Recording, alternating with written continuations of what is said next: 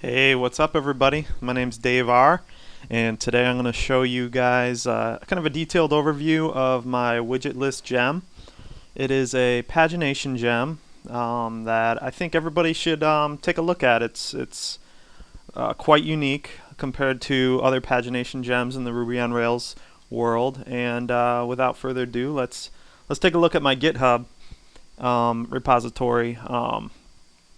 So I have two different repositories here, the widget list, which is basically the gem, and the widget list example, which we'll take a look at in a minute here. And when you're getting started, either implementing this in an existing application or just taking a look at this example, let's just take a look at the widget list YAML file, and let's take a look at what we have set up in this example. So right here under the widget list supports two primary database connections right now, and you can either implement a SQLite, a SQL gem. If you go back to my dependencies, I depend on SQL. So you know, if you can either implement the widget list in active model records or the SQL gem. And if you're implementing your active model records, I also integrate with ransack, which, if you're not familiar with ransack, it is an advanced, let's call it a filter builder.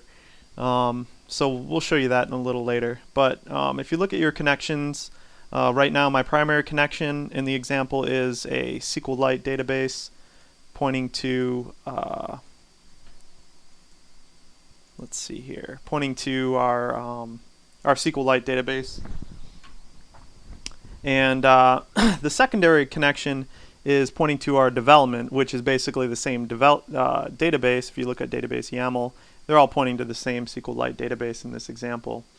I've tested a lot of Postgres, MySQL, Oracle, and SQLite, but this thing could in theory be used on SQL Server and anything else that Active Model supports or the SQL gem supports. So I think that's about it with the widget list example. And let's kind of look at the README here. You guys can take a look at it. You know, instead of kind of looking at everything here, why don't we just get right into the examples? So this is the widget list example repository, and let's take a look at our ActiveRecord example here and show off some of the features. So the widget list supports all sorts of themes as to how you want your list to look. If you go back to my repositories, I have a few separate gems that I've published, one called Blue Sky Basin, and the themes are very, very simple to generate. You can see I just set up a hash with the desired styling, and in fact I even have a shell script that will just generate a new gem based on whatever theme you build. So when you're first looking at this thing, let's just kind of play with the list right now. Everything is templated out into sections, and we'll get into more details about how these are implemented, but let's just kind of play around with this. This is a group by area, so you could use it for all sorts of different ways to interact with your list, such as grouping, or it could be like a predefined some sort of predefined report filtering the data of some sort, so the user can just, you know, click on a select box and jump to something. So right here, you know, I'm grouping by name, and so I got all these items, and you know, when I group by name, I have let's see, the most eight records for this particular name. Oh, let's go back to this. This should have pulled some data here, but for development, it shows you the query being rendered, and it looks like with SQLite there's an issue where it's not finding a record here where a name is whatever this is with the double quotes, but I'm sure something without a double quote might work. Oh, maybe not. Maybe when we're grouping by, let me see, that should work. Let's try meow 8. Okay, so that worked there, but there might be a problem with when it's grouping by name, where these what I call drill downs are failing when it's grouping by name in SQLite. But when you're looking at a non-grouped view, you can see it's filtering by the name. And these red ones, I color them red just to differentiate them, but I could kind of drill down by SKU number, and then you can click this back button here. All of these are mostly implemented with common functions. We'll look at the code a little later, but let's keep playing around with this. So I set up, as you can see here, in this example, you can sort any column. By default, the widget list will sort all the columns that are visible, but we'll see a little later that you can just turn those off. And so you can see I can sort. We got different titles here that that you can configure based on the grouping.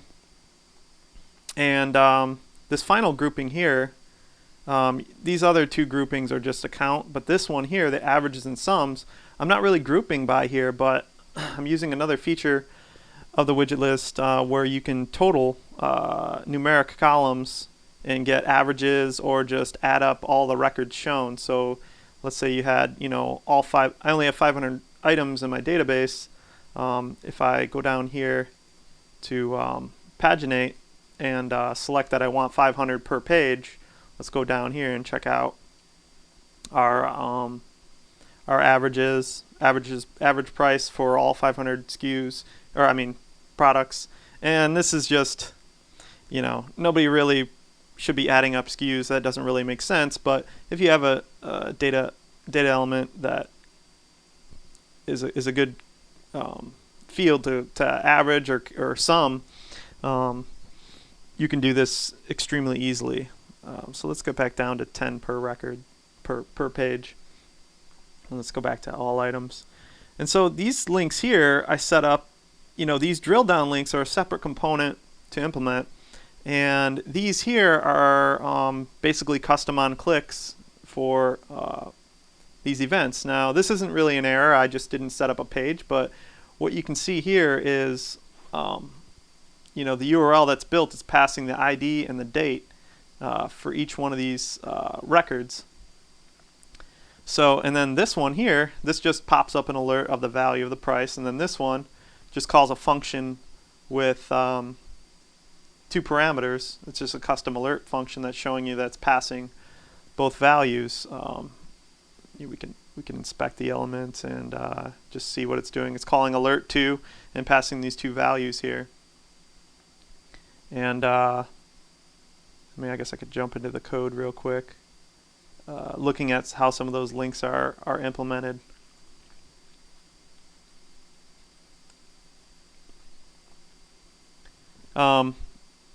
You basically point to the you give it a link configuration, you give it a column, and right here I'm giving it an on-click function, and then I'm passing a single column, the price, to that alert, and it will build just so that's that first alert. It would only just pass one value to that one function, and then this one here, you give it a page, and I went to my page and then ID and then date added, and that's how that built out this broken link here.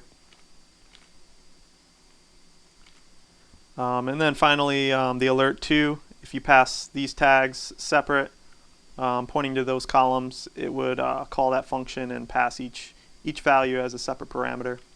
And then I just styled that column. Okay, so we also have some actions. So this is the widget list. We have widget buttons, We have widget selects.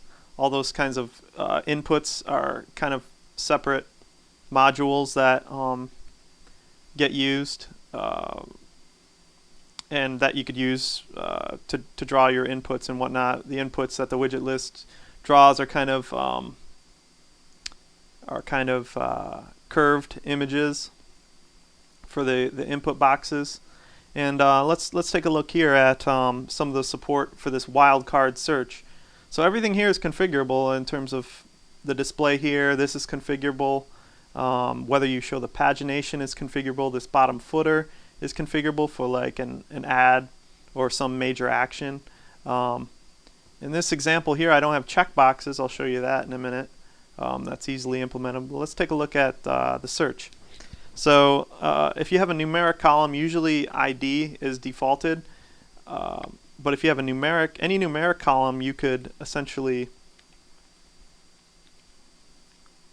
build a CSV, and you can search and find all those records, or you could do like a wildcard search, ABC. Oops. ABC. Let me see what kind of values I have. How about ASDF? Okay, so we got some matches, 100 matches on ASDF. Let's test this out. Let's see what happens when we drill into here. So it clears your search when you drill in. Let's drill out, and let's take a look at this advanced form here. So this is ransack, and I'll show you how it's implemented when you configure ransack a little later. But let's just play with it right now, and let's try to find all the records with the price greater than $50, and let's just run that. So we got 261 records, and let's make sure it filtered right. Yeah, we got about, our lowest min value is 51, and let's say let's go with the date added of equaling. Let's go 2008 0205.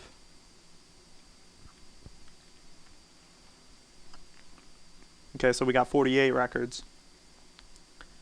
So you get the idea. With ransack, you can add multiple conditions, and you can remove them, customize them, and search. But at the same time, when you enable ransack, you just get this, but you also have the ability to merge in your own custom HTML and apply your own filters. If there's some sort of select box you want to build with certain distinct values, you could do so. But you just have to handle it on your own. Once that search comes in, you recognize the request. And so that's about it with this example. Can't think of much else. Oh, I missed export. So every single view you have, you can export it. There's your data. And if you had business requirements to, let's say, export all records, instead of just the 10 that are visible or whatever's within this limit, you could export all 48 pretty easily. You just during that request, just apply like no limit on your query, and it will just fetch everything for you and return it all. Let's take a look at this one here. I think this one has a checkbox. So this one this one is implemented. It doesn't use ransack because we can take a look at how it's implemented. It's really implemented with just Raw SQL, where you pass inside of your view, you pass the Raw SQL, and it's riding on the, if you remember from the beginning, the primary connection. So, take a look at some of the examples and look at how everything's passed. Make sure you understand, a little bit about what's going on in terms of which connection it's using and how everything's defaulted in the gem. But as you can see here, I have a checkbox set up, and you can also see that some of these are disabled. So there's certain cool little let me see here. There's certain cool little things you can do with different widgets, like checkboxes and whatnot. And let me try to find. Okay, so here's where I am merging in a anonymous proc, and if the row's active equals to no, then I'm disabling this thing from being clicked. So so you could essentially check all these things off, click this action, and maybe not have to do as much validation. Unless your users are going into Firebug and manipulating the disabled attribute. Let's see. So those checkboxes usually point to a field, so that it sets a value of 18 for the primary key, so that you can differentiate these checks.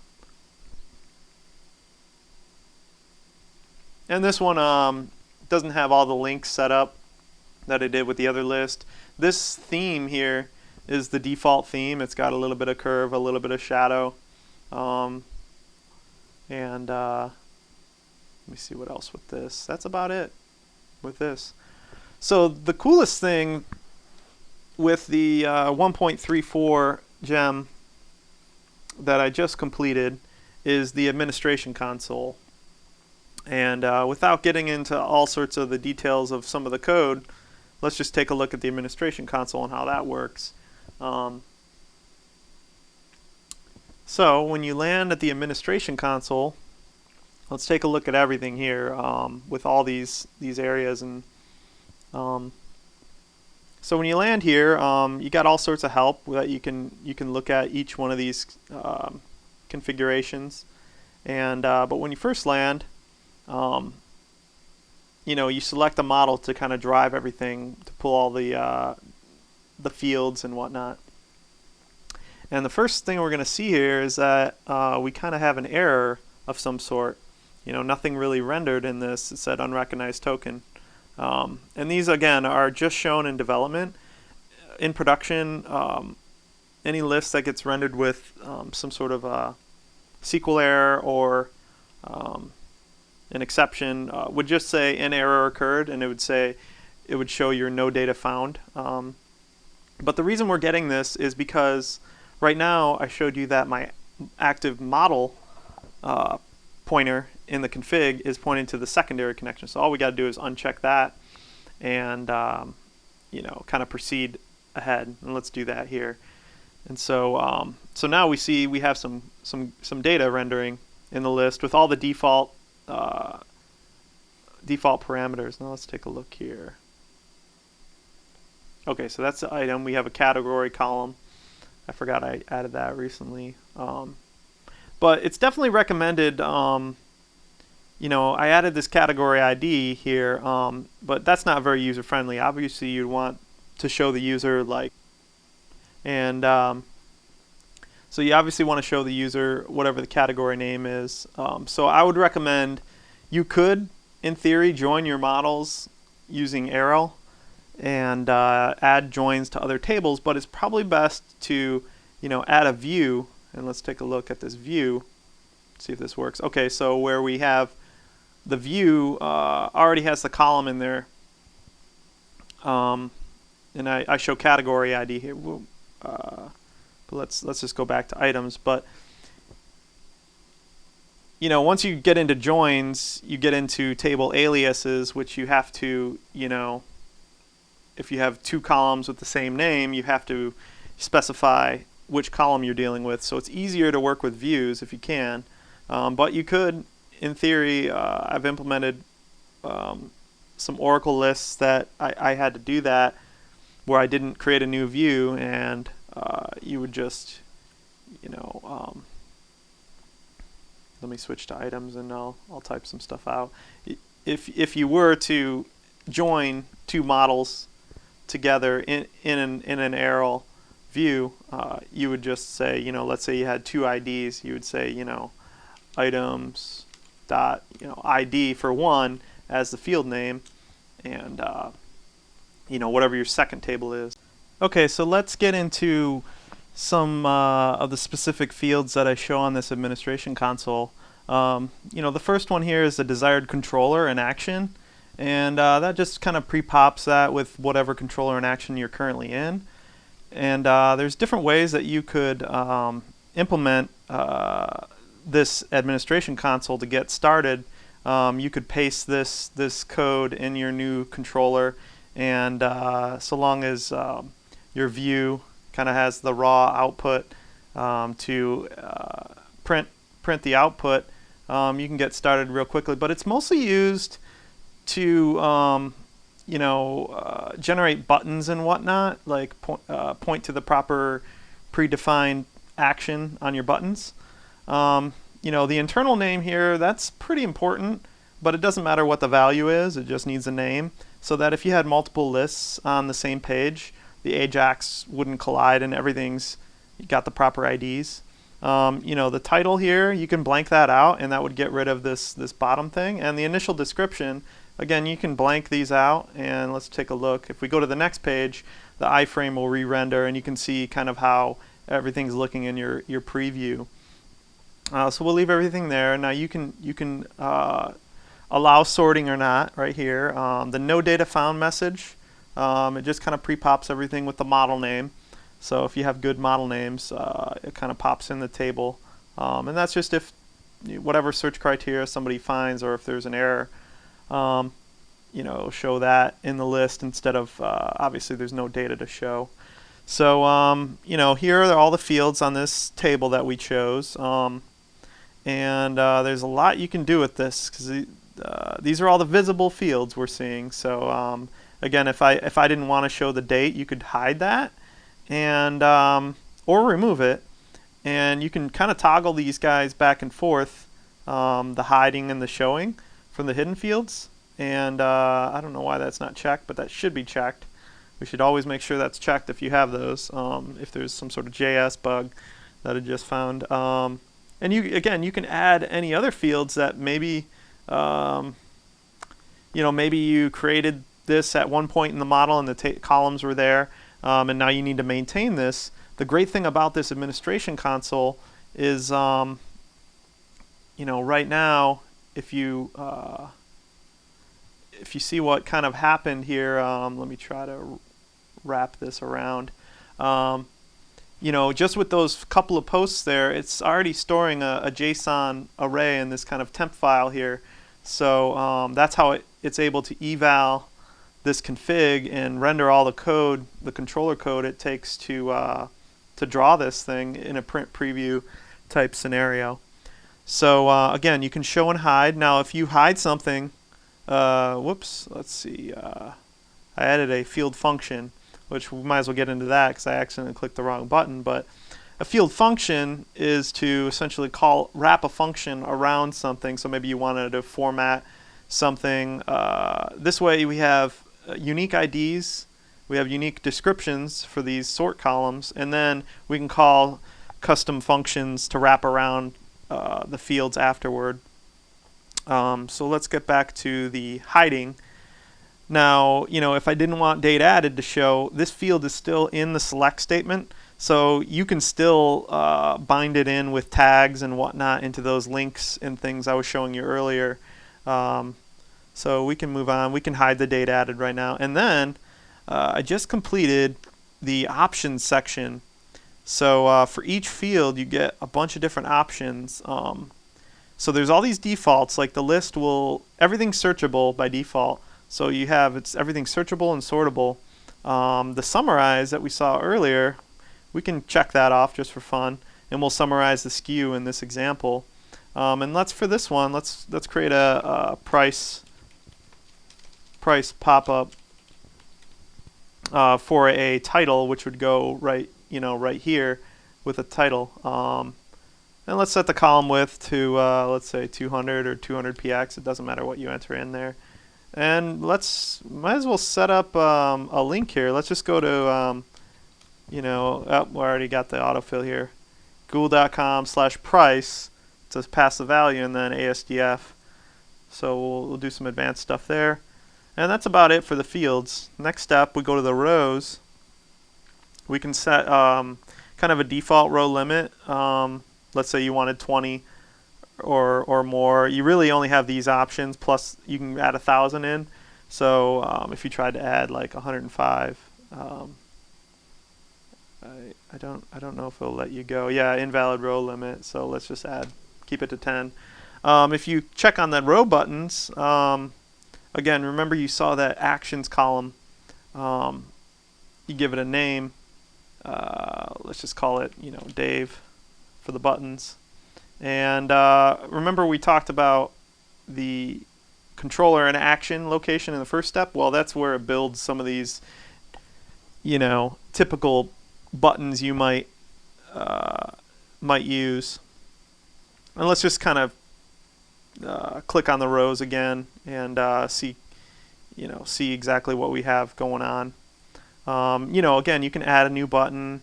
You can change the class. There's different classes you can choose for the widget buttons. And so let's go down to the drill downs. So let's remember we were drilling down by SKU. So if I type in SKU, it all worked. Now if I type in ASDF, it does a little invalidation thing. And what the drill downs does, you're kind of limited, but what you can see it did was it changed the name here to SKU linked, and I keep having problems with these checkboxes being unchecked right now, but I'll fix that. So we want to keep that checked just because it won't really work without that. But it changed the name here to SKU linked, and it added a hidden field SKU. So we'll just keep with one drill down now. Now here we got show search. That's this whole div right here. And there's all sorts of features under that. You could add grouping. So we could say, oh, okay, I want to group by name. We already have the label group by, so let's just call it name. And let's group by active. I think it's an active column. So we give it a label. Again, you can control whether you want to use ransack or not. The search ID by CSV or more. Now that's this kind of title before you try to search. And then you can show your export button or not.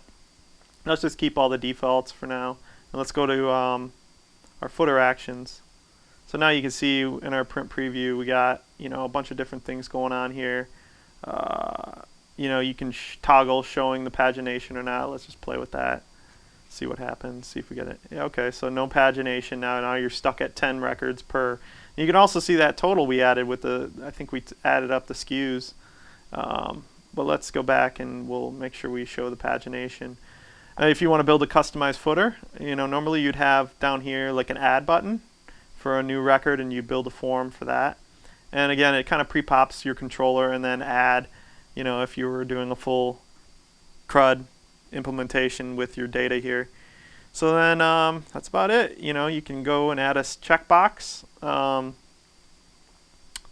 Like we saw before, where you bind in a value that you want as the value. And let's go ahead and submit this. And what it does, it gives you all the code. There's really no sense in going over every single parameter, but there's really no setters and getters. It's just one huge hash. And right now we could go into our example. Let's just throw it right into our administration code, and let's just return right here, and let's just make another request. So here's our first list we built. It has all the features we wanted. And it's a great way to get started, and then you can just kind of rummage through all the code and figure out if you want some customizations. In the future, I thought of possibly having no code and doing the eval right to kind of render this exact code, but just return it into your list params. as of right now, I don't really think that's needed. I think you get a lot more control if you get this base thing and either modify it or make minor improvements to it. And so if I undo this and we get back to the administration console and we just press enter, you can see now you can either start a new widget list or you can edit the existing. So if you edit the form, again, my title and everything was blank. Normally that's in there, but you can see it kind of preloads only the options that you configured. Now you can double click it and get all of them again and start, let's say we didn't want that sortable, and let's say we want, we can do that one, just do another header title. And instead of redoing it, we can kind of just see some of these changes I just made. I think I made price not sortable, so you can see that's not clickable. And I think that's about it with the widget list. I hope you enjoyed the presentation, and hopefully the widget list kind of takes the Rails community by storm and everybody starts using it. So thanks for listening.